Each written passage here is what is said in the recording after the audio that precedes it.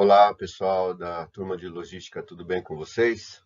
Bom, chegamos à reta final da nossa disciplina. Hoje é a nossa última aula antes da prova. A prova vai ser agora na próxima quinta-feira, né? Se eu não estou enganado, acho que dia 1º de outubro, tá certo?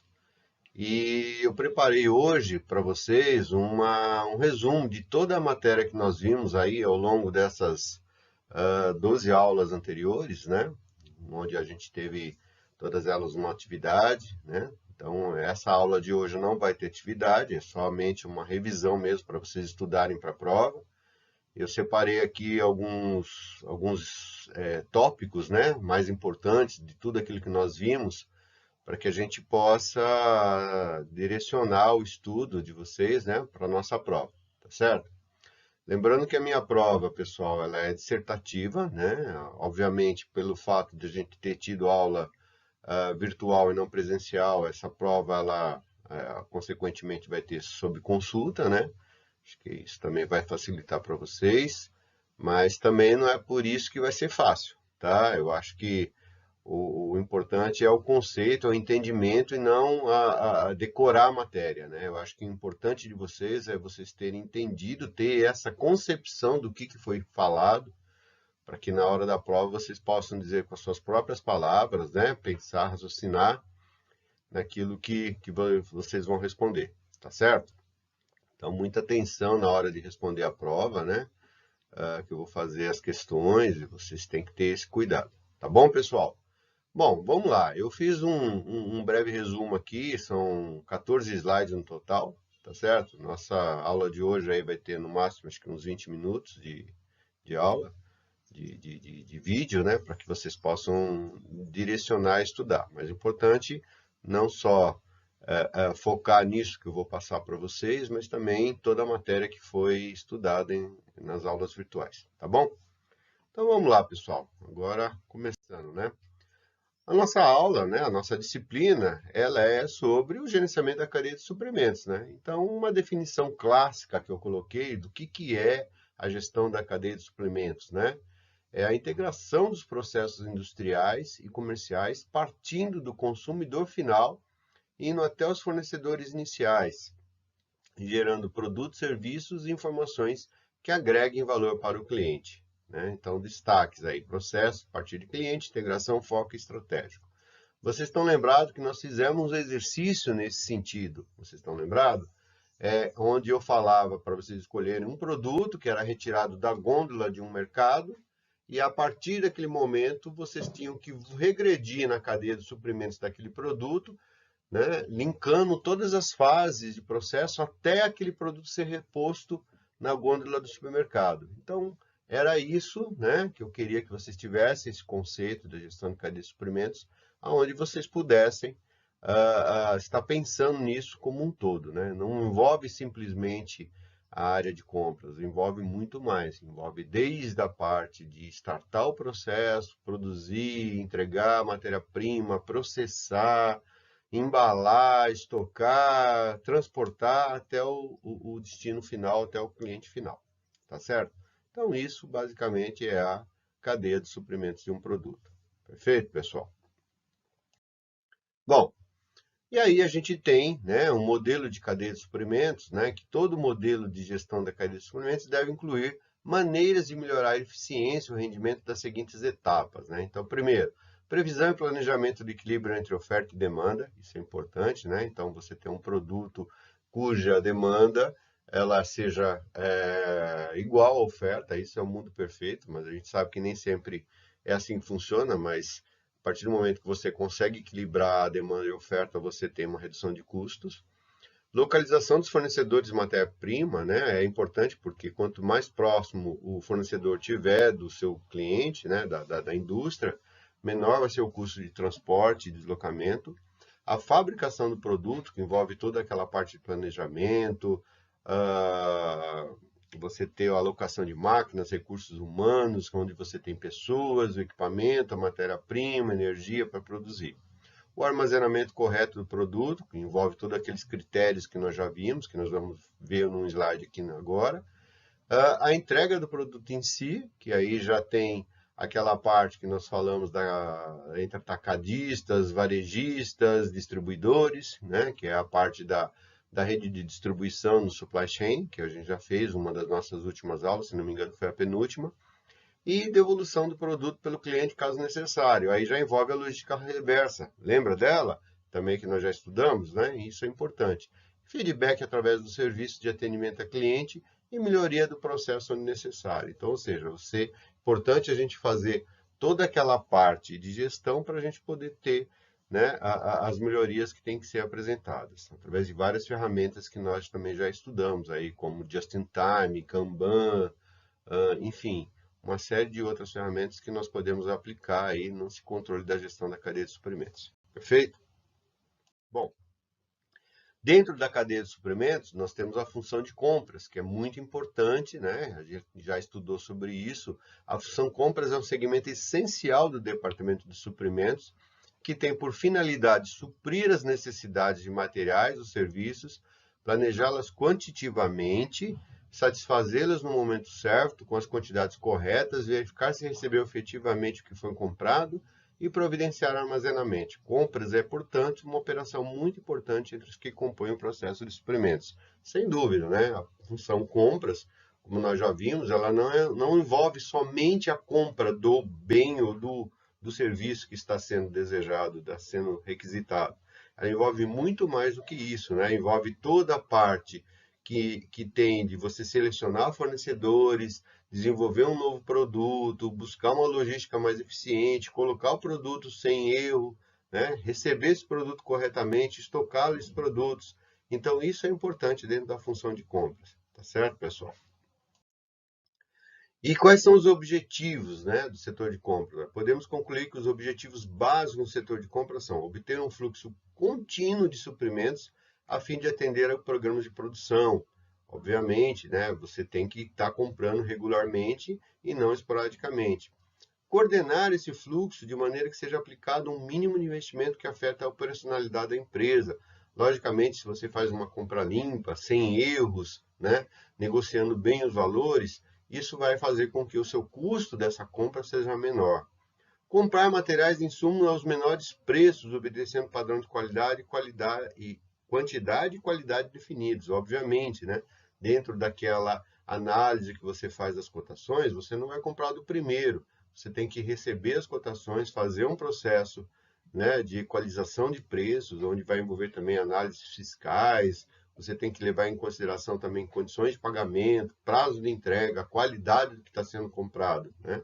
Não é só o menor preço. O menor preço ele é um fator decisivo, sem dúvida, mas tem outros fatores que envolvem uma decisão de compras. Tá bem, pessoal?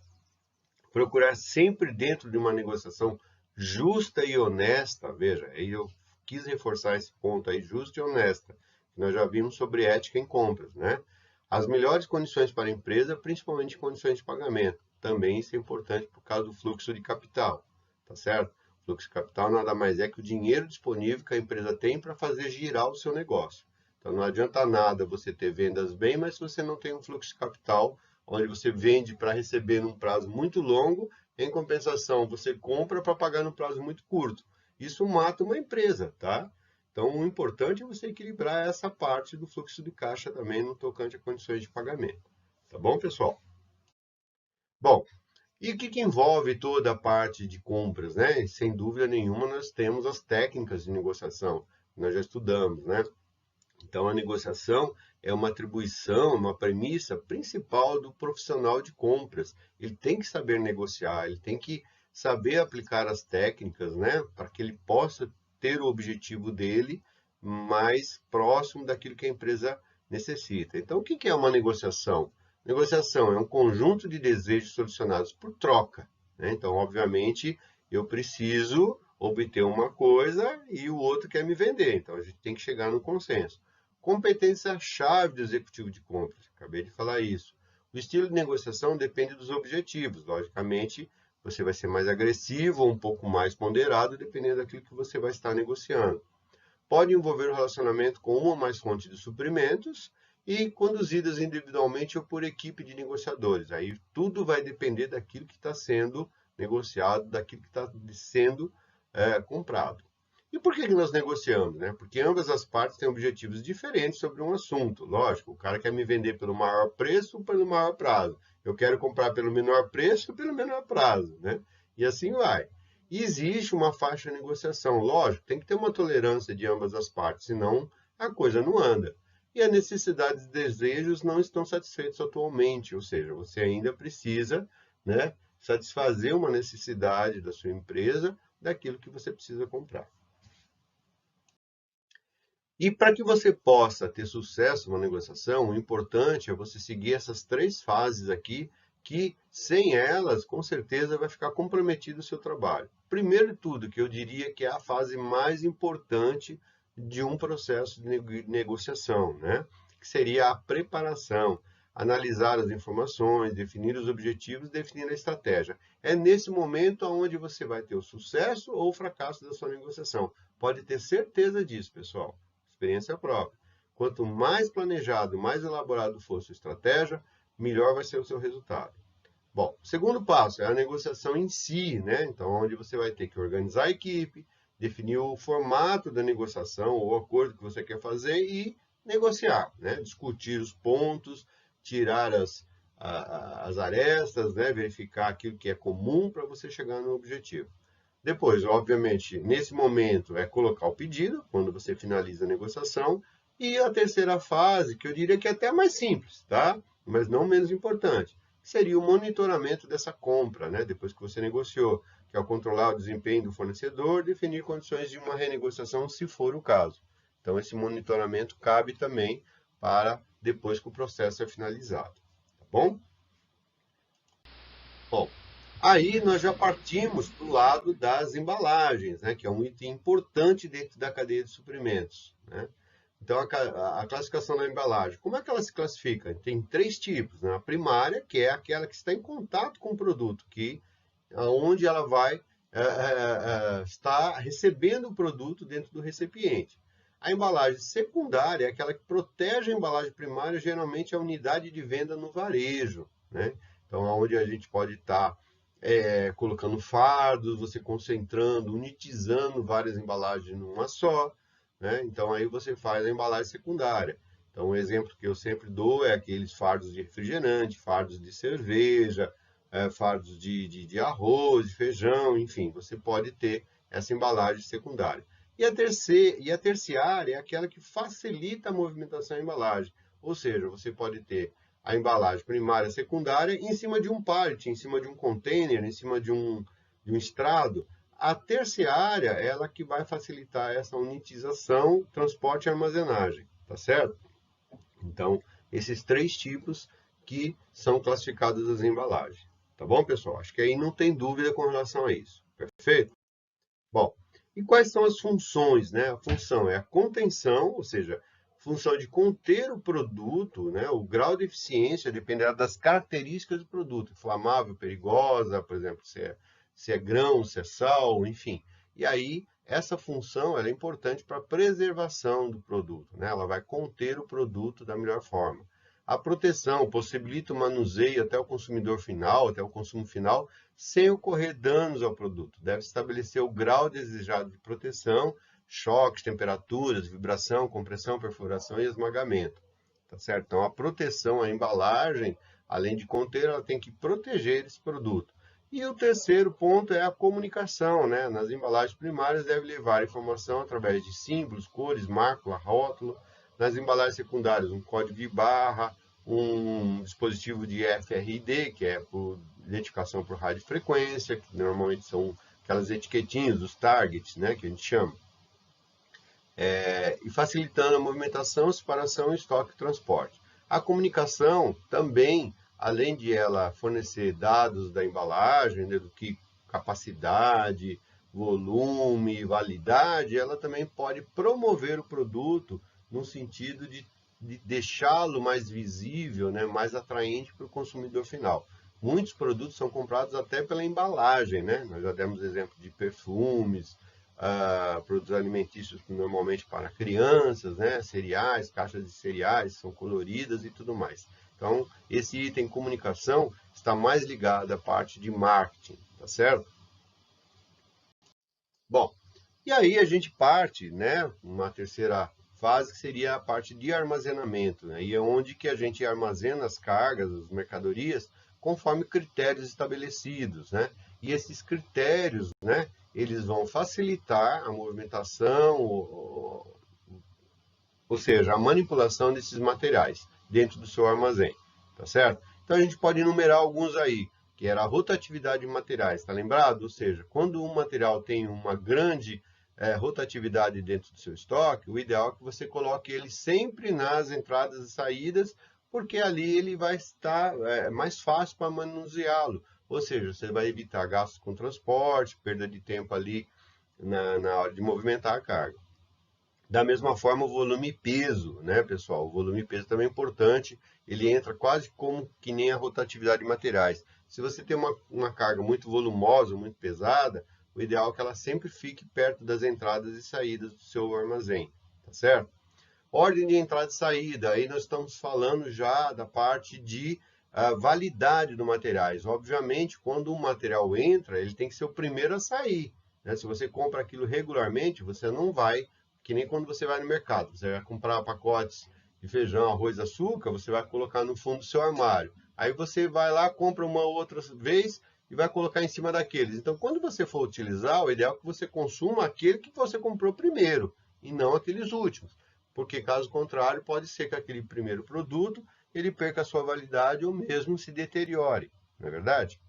Similaridade, ou seja, quando os itens são próximos, ou são da mesma família, são para a mesma função, exemplos, materiais elétricos. Então, é ideal que tudo que envolva uma mesma família de produtos fique próximo um do outro, porque é mais fácil para você localizá-lo no armazém, tá certo? O valor aí já entra na parte de segurança, né? Então, se tem uma carga, um produto muito valioso, cujo valor agregado é muito alto, normalmente ele tem que ficar num lugar vigiado, um lugar controlado de acesso, né? Quem nunca viu aí os mercados, normalmente, quando você quer comprar uma bebida muito cara ou um item muito caro, você só vê a caixinha na prateleira, né? Quando você pega a carta tá vazia, você tem que pagar. Depois que você passou no caixa, que aí vem um funcionário que vai pegar a bebida que está dentro de um armário, que está trancado, que aí ele vai te colocar dentro da caixa. Então é mais ou menos isso que funciona também dentro de um armazém. Se você tiver uma carga cujo valor ele é considerável, você tem que deixar isso com um sistema de monitoramento ou de acesso restrito, né? Carga unitária, ou seja, quando uma carga ela tem vários volumes, então o ideal é que essa carga ela fique todas próximas, unitizadas, né, de uma forma com que você consiga movimentar isso mais facilmente. E o acondicionamento de embalagem, você pode aproveitar a própria embalagem de um produto para deixar ele ali estocado, quando você utiliza, por exemplo, EPIs, né, luvas, protetores auriculares, enfim, itens que têm também uma rotatividade grande que você pode usar a própria embalagem para poder armazenar, ok? Então esses são os critérios de armazenamento, nós já fizemos um exercício interessante sobre isso, né? Eu acho que vale entendimento daquele exercício para a gente poder reforçar bem essa ideia aqui. Tá certo, pessoal?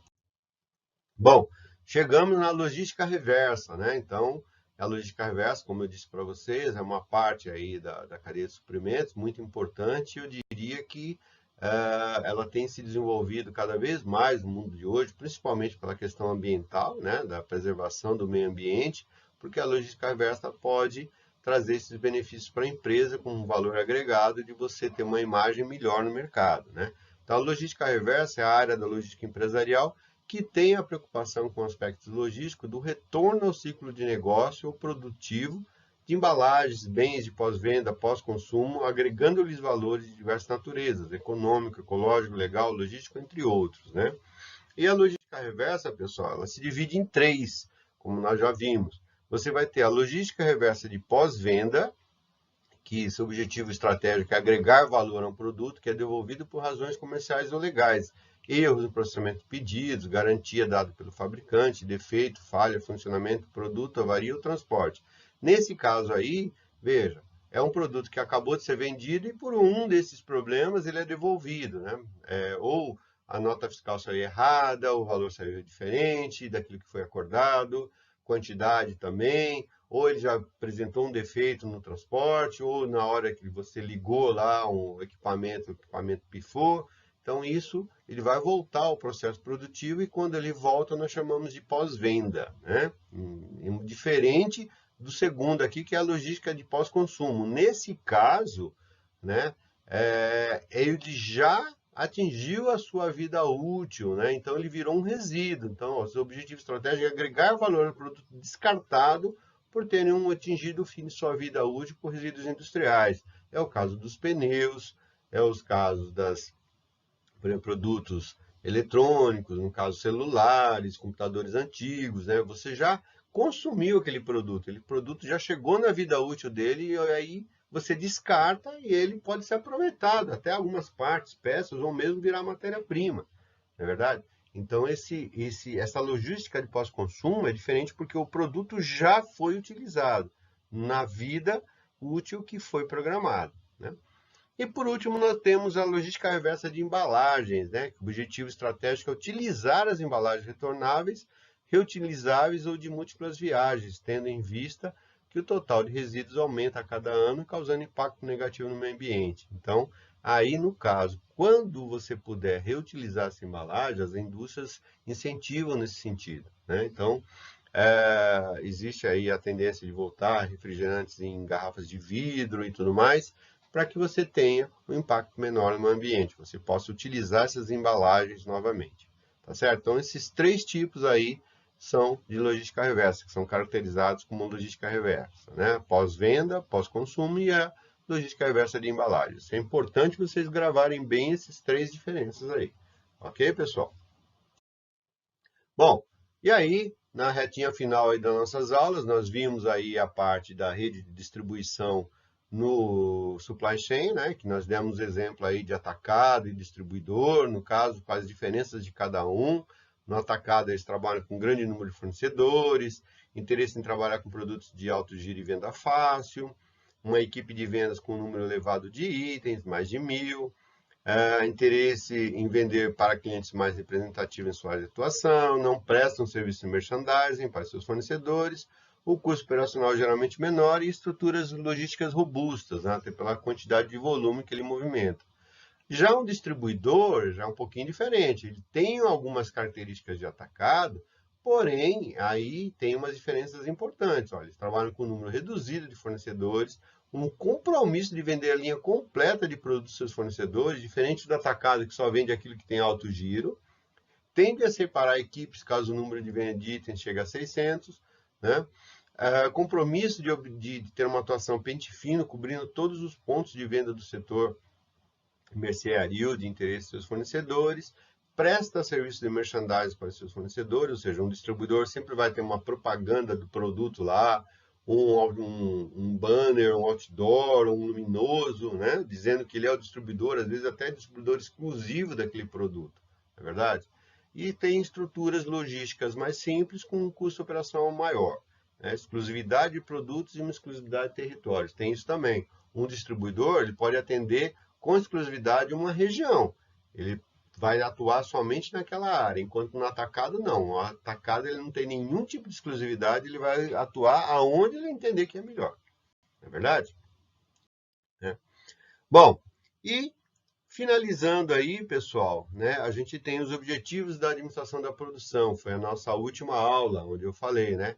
Que podemos afirmar que todas as atividades desenvolvidas por uma empresa visando atender os seus objetivos de curto, médio e longo prazo se interrelacionam, muitas vezes de forma extremamente complexa, como tais atividades na tentativa de transformar insumos, tais como matérias-primas, produto acabado e serviços, consomem recursos e nem sempre agregam valor ao produto final, constitui, então, o objetivo da administração da operação de produção, né?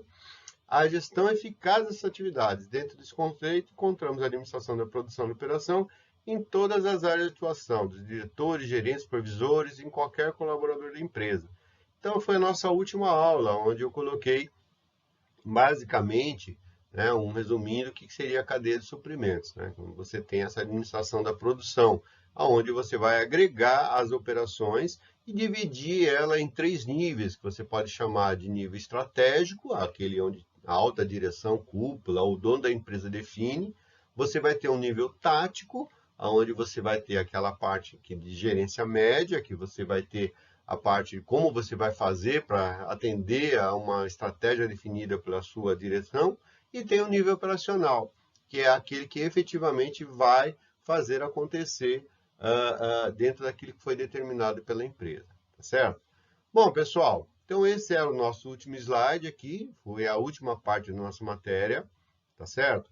A nossa prova vai ser na próxima aula, não tem atividade para desenvolver agora, porque todas as atividades que eu fiz, somando-se, deram 4 pontos, ok? Então, a minha prova vai valer 6 pontos, e você somando a nota da prova com as atividades que foram entregues, né, e entregues corretamente, você chegaria a 10 pontos, tá certo, pessoal? Então, por favor, façam a prova respondendo todas as questões, não pensem, eu já tenho 4 pontos, quem conseguiu, ou eu tenho 3, eu só preciso de mais 2 para poder chegar a 5, não. Façam a prova com vontade de ficar com 10, tá bem, pessoal? É isso que eu espero de vocês. Essa é a nossa última aula. Eu agradeço a atenção de quem acompanhou as aulas virtuais. Eu sei que não foi fácil, né? Para mim também não foi, mas de qualquer forma é assim que nós temos, é o que nós temos para hoje, nós temos que nos virar da melhor forma possível. Então, assim, eu agradeço por tudo, né? Desejo boa sorte para vocês. Aí eu vou mandar depois, na semana seguinte, a nossa prova. Vou dar 2 dias para vocês responderem. Normalmente a prova vai sair na quinta, sexta-feira. E isso eu vou dar para vocês até o sábado, domingo para responderem. Depois eu preciso corrigir e entregar a nota na secretaria. Tá bom, pessoal? E qualquer dúvida que vocês tiverem aí dessas aulas todas que nós vimos, fique à vontade para me consultar por WhatsApp ou mesmo por e-mail. Tá bem? Muito obrigado pela atenção, pessoal. Fiquem com Deus. Boa sorte na prova, tá bem? E estudem, tá? Que é isso que eu espero de vocês. Tchau, até a próxima, hein?